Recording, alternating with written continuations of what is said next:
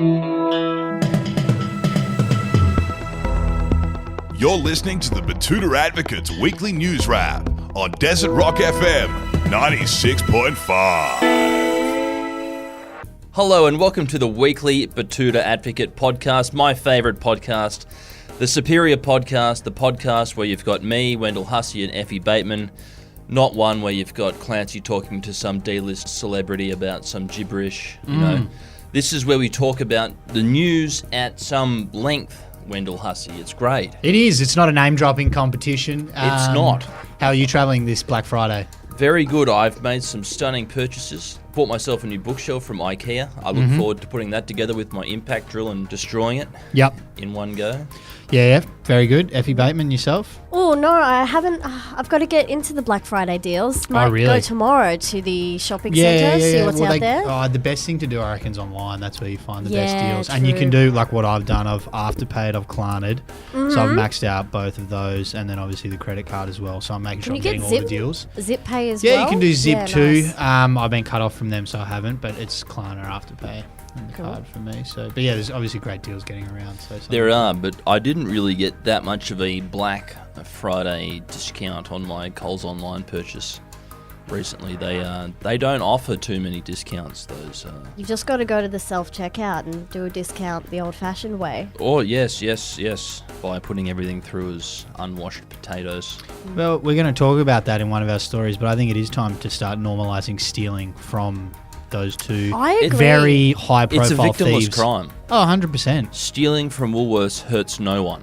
No, I think technically if you argued it in front of a priest or something, you'd probably be able to kind of draw the inference from the Bible that it's okay to steal from those people. I think. Yeah, well, like there's people who are on about saying, you know, it hurts the farmers, but it doesn't. These two organisations, they bully the farmers into selling their produce so cheaply that there's no margin and they jack it up. Oh, absolutely. I think us. if you get through a kilo of prawns as unwashed potatoes, know that somewhere around this vast land there's a farmer smiling, thinking, well done. You got one back over those fucking bastards. Endorsed by farmers. Yeah. Anyway, what's our first story of the week?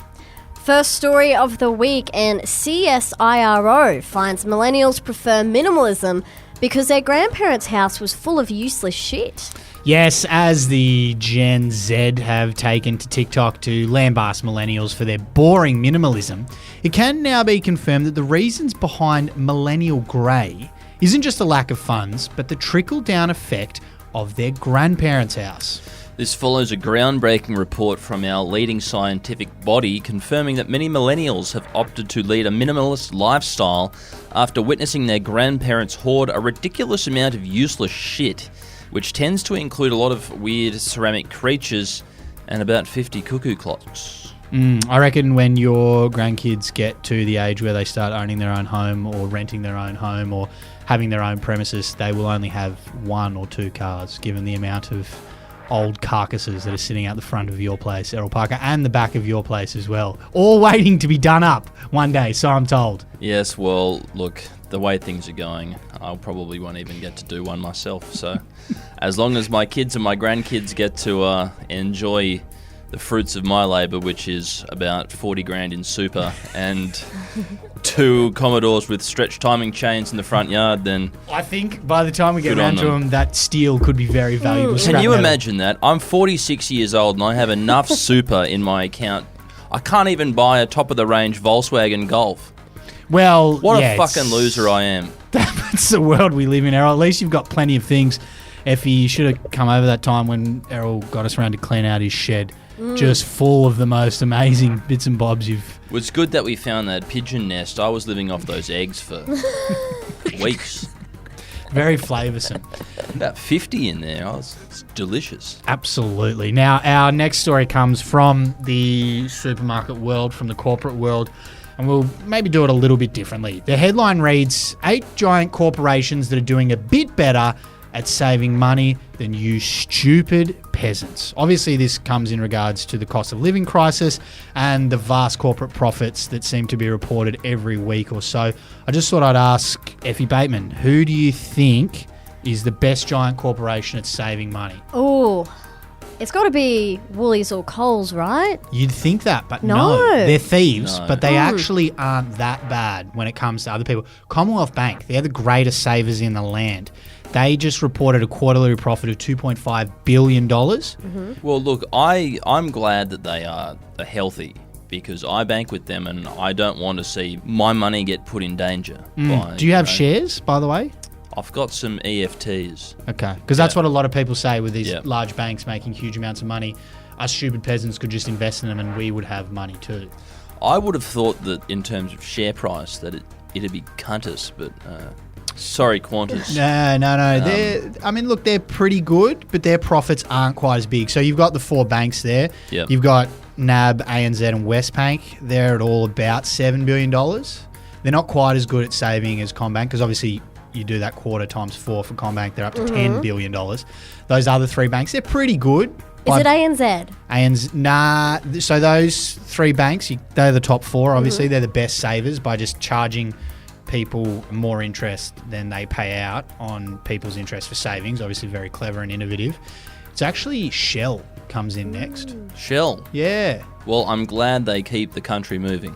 Well, they save $4 million. good. And obviously you might go, oh, hang on, there's, a war in Ukraine, global petrol crisis, all that sort of stuff. Of course. They're just passing on the prices. Well, it turns out they're not. They've actually saved $4 billion by charging a little bit more and increasing their profit margins by roughly 10%. Pretty good.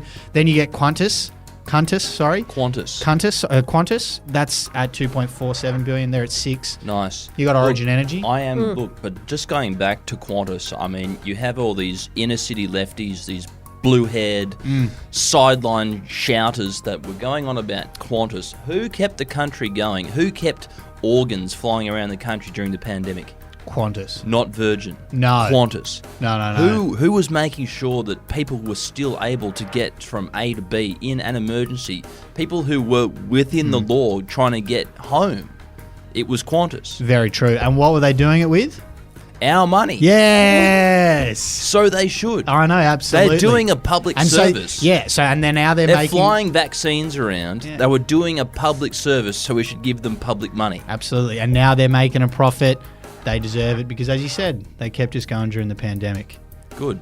But Woolworths actually come in at number 8. Coles don't even make it. Woolworths wow. only saved $1.6 billion this year by basically charging They need to consumers pump those numbers up. way more than they pay farmers for their produce. So there you go. They're pretty good. Head to the website if you want to see the full breakdown of the tips that those companies use to save heaps of money.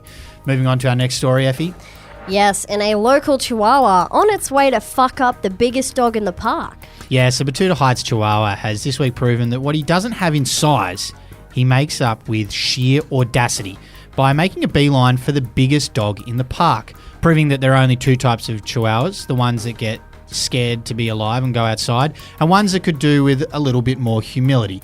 Dobby Reynolds is the Chihuahua in question who could do with a little bit more humility because he was seen frolicking around Betoota Grove this week before he thought it would be a good idea to pick a fight with a Rottweiler despite being roughly 1/30th of its size.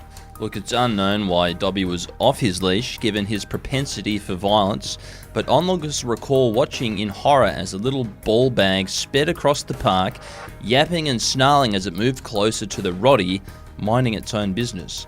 But thankfully the Roddy was a docile one and just lay on the ground wagging its tail before Dobby's owner collected the little shit. Keep him on a leash when there's big dogs around, those little Chihuahuas. Well, yeah, see, if that story went the other way, then I don't think people would be as cheery to read it. No, it wouldn't be quite as funny if it was a big Roddy just going over there to rip a little Chihuahua to shreds. Anyway, sports news to finish out the week, and their headline reads, Go Woke, go win the Ashes, World Test Championship and the World Cup. Right-wing culture warriors in Australia have this week been forced to update one of their favourite sayings after Australia's historic victory in the Cricket World Cup.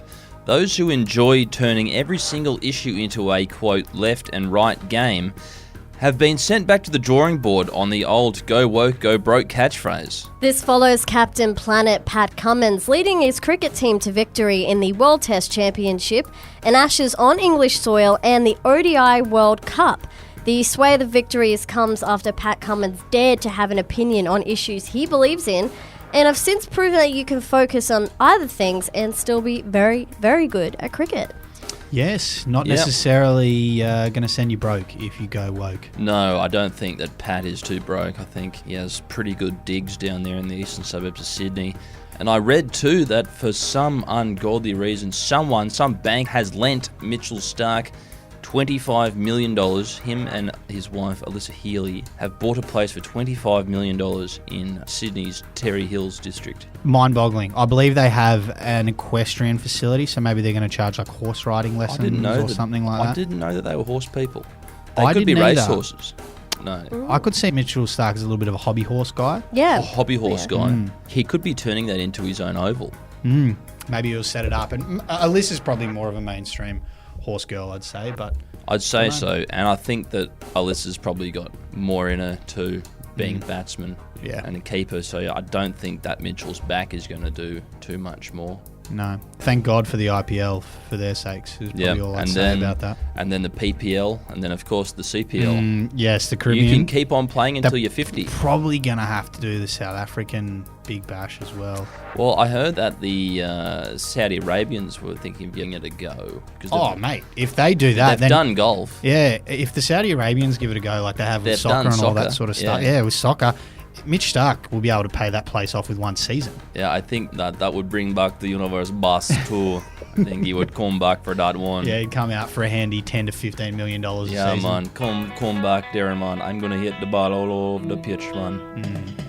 Interesting God character, bless the him. Universe Boss. Yeah, I guess so. Anyway, have a good weekend. Bye-bye. See ya. See you later.